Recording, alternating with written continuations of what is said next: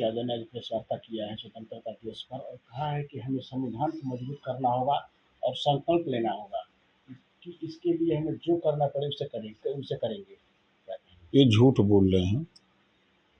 Samajwadi party की सरकार, आज जो मुख्यमंत्री अखिलेश यादव जी संविधान की बात अगर कर रहे हैं तो उनकी बात पर हंसी आ रही है कि उनकी सरकार में उनके लोगों द्वारा जिस तरह की गुंडागर्दी होती थी, माँ बहनों को इज्जत लूटी जाती थी, हजारों 1000 दंगे हुए समाजवादी पार्टी की सरकार में, कर्फ्यू लगे, 1200 जन की हानि हुई। वो संविधान की बात कर रहे हैं। मुजफ्फरनगर दंगे में जल रहा था, लोग आपस में कट मर रहे थे और ये सफाई में नाच देख रहे। शर्म नहीं आ रही है बोलते हुए? इतना बड़ा घटना हो रही है और सफाई में नाच देख रहे हैं। आज संविधान उनको याद आ रही है। किस संविधान की बात कर रहे हैं? अति पिछड़ों का हक लूटा, संविधान यही कहता है। 27% रिजर्वेशन का अधिकार अकेले लूटा, जाति चीन चीन करके अपनी जाति को बढ़ाया, 86 में 56 SDM अपनी जाति को बनाया। यही है उनका संविधान, यही कहता है। ये नकली घड़ियालू आंसू बहा रहे हैं।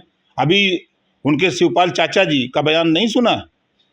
ये संविधान की बात कर रहे हैं। शिवपाल चाचा उनके कह रहे हैं कि मेरी सरकार आएगी तो जितने अब मुकदमे दर्ज हैं सब वापस कर लेंगे, सभी अपराधियों को मुक्त कर लेंगे, जाओ अपराध करो, खुली छूट दे देंगे।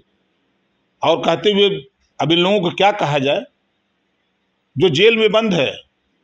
आजम खान जी कभी अखिलेश यादव देखने नहीं गए और चाचा से कह दिया कि बोल दो जो है उनको गृह मंत्री बना देंगे।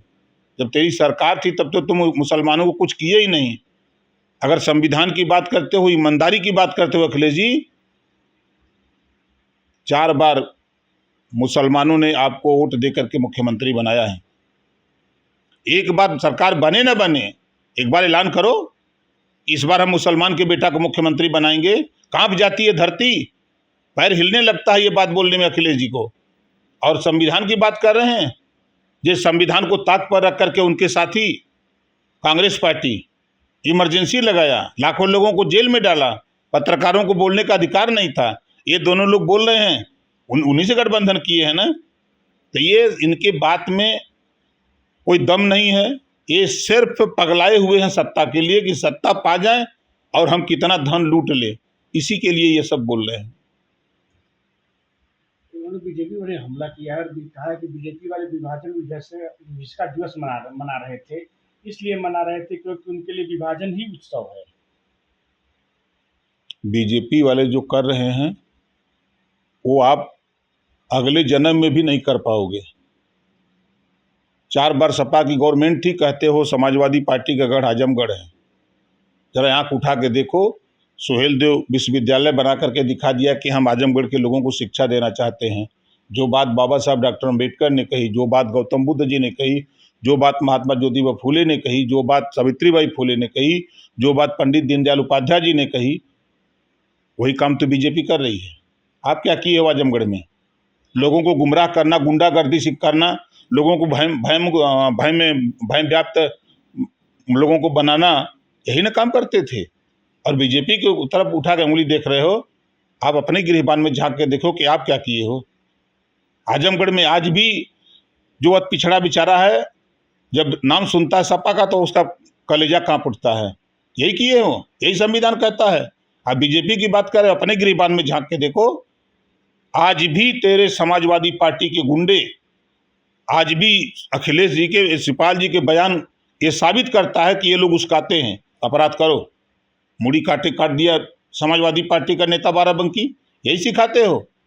अभी कौशाम्बी में पाल की बेटी की रेप करके हत्या कर दिया समाजवादी पार्टी के लोगों ने। प्रयागराज में गुप्ता के परिवार अपनी बेटी की इज्जत बचाने में लगा, 3 लोगों की हत्या कर दिया समाजवादी पार्टी के। आजमगढ़ में 10 लोग मिलकर के राजभर की हत्या कर दिया, राजभर की बेटी के साथ हत्या कर दिया समाजवादी पार्टी के लोगों ने। आपके मऊ में राजभर की हत्या कर दिया यादव के लोगों ने। और ये कितना हम गिनावे आपको? चाहे राजकुमार चौहान की हत्या समाजवादी पार्टी के लोगों ने किया, उन्हीं का मुकदमा वापस करने की बात कर रहे हैं अखिलेश यादव, शिवपाल। इनको सोचना चाहिए कि हम क्या बोल रहे हैं। बोलने से पहले सोचो कि तूने अपने बहुत से लोगों को अपराध की दुनिया थमा दिया है, वही लोग आज अपराध कर रहे हैं। एक बार फिर बीजेपी ने हमला किया, कहा कि जिन्होंने कभी तिरंगा का सम्मान नहीं किया वो आज तिरंगा यात्रा निकाल रहे हैं। सच ये है कि बीजेपी और स्वतंत्रता एक दूसरे के विलोम है। देखिए, समाजवादी पार्टी सत्ता के लिए पागल बनी हुई है। जब से देश के प्रधानमंत्री की कुर्सी पर माननीय नरेंद्र मोदी जी हैं, तब से, जब गुजरात के मुख्यमंत्री थे तब से हर 15 अगस्त 26 जनवरी को तिरंगा फहराते हैं, लाल किले पर और प्रदेश के मुख्यालय पर। कि क्या बतियाएंगे, जब जो जानबे नहीं करेगा तिरंगे का अर्थ क्या होगा। क्या ये सत्ता में 5 साल थे तो तिरंगा का अर्थ नौजवानों को बताए, ये आज़ादी कैसे मिली, आज़ादी का महत्व क्या है।